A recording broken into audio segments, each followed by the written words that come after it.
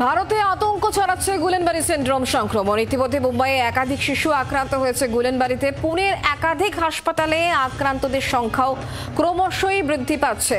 পুনেতে আক্রান্তদের মধ্যে শিশুদের আক্রান্ত হওয়ার সংখ্যা বেশি। আপনাদেরকে আসুন দেখাই যে এখনো পর্যন্ত যা খবর পাওয়া যাচ্ছে, ক্যাম্পিলোব্যাক্টার জেজনি নামক যে ব্যাকটেরিয়া, তার প্রকোপেই এই সংক্রমণ।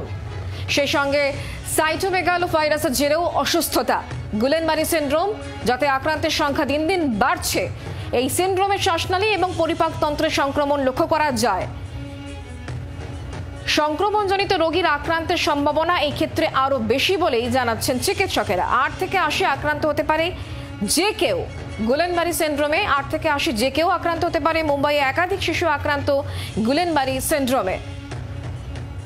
আর সেই সঙ্গে পুনে একাধিক হাসপাতালে আক্রান্তদের সংখ্যা বৃদ্ধি পাচ্ছে, যা ভাবাচ্ছে স্বাস্থ্য মন্ত্রককে। পুনেতে আক্রান্তদের মধ্যে শিশুদের সংখ্যা বেশি।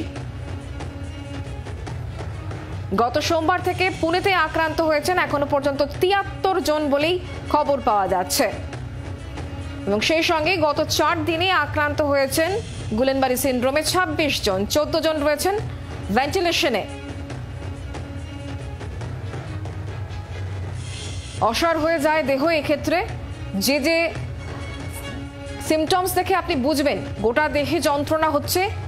গুলেনবাড়ি সিন্ড্রোমে যারা আক্রান্ত হচ্ছেন, হাত এবং পা ধীরে ধীরে দুর্বল হয়ে যাবে, এরকমই একাধিক সিমটমের কথা কিন্তু বলছেন চিকিৎসকেরা। 1 থেকে 4 সপ্তাহের মধ্যে এই অসাড়তা ভাব লক্ষ্য করা যায় এই গুলেনবাড়ি সিন্ড্রোমের প্রভাবে। ঘাড়ের পেশি এক্ষেত্রে ক্ষতিগ্রস্ত হতে পারে বলেই চিকিৎসকেরা জানাচ্ছেন। সেই সঙ্গে কেন্দ্রীয় স্নায়ুতন্ত্রেও প্রভাব বিস্তার করছে গুলেনবাড়ি সিন্ড্রোম, যার ফলে কিন্তু গায়ে হাতে পায়ে ব্যথা, মুখের পেশি দুর্বলতা এবং সেই সঙ্গে খেতে সমস্যা হচ্ছে। চিবানোর ক্ষেত্রে সমস্যা দেখা দিচ্ছে। চোখের পেশিও দুর্বল হতে পারে এক্ষেত্রে। 8% ক্ষেত্রে শুধুমাত্র পায়ে দুর্বলতা লক্ষ্য করা যায়। ঘাড়, পিঠ এবং কোমরে ব্যথা অনুভব হয় গুলেনবাড়ি সিন্ড্রোমে। বাংলার আওয়াজ, বাঙালির আবেগ, জি 24 ঘন্টা।